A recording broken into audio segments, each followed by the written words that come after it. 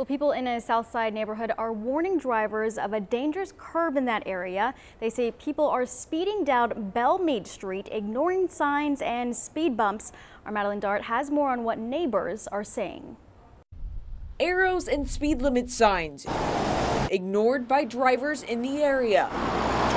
It's frightening. Teresa Zaniga says people speed through the curve on Bellmead Street, causing a multitude of accidents. People have crashed, they've hit the telephone pole down the street and gotten injured and caused damage to houses. Even Teresa's 7-year-old son Max notices drivers taking dangerous turns. Just not any speeding, street racing. Adding everyone needs to follow the speed limit.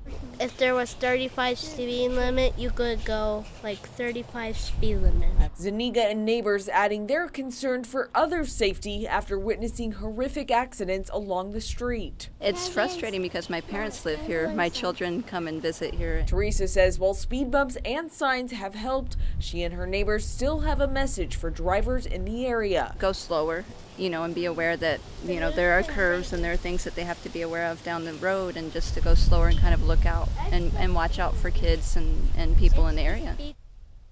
Again, that was our Madeline Dart reporting.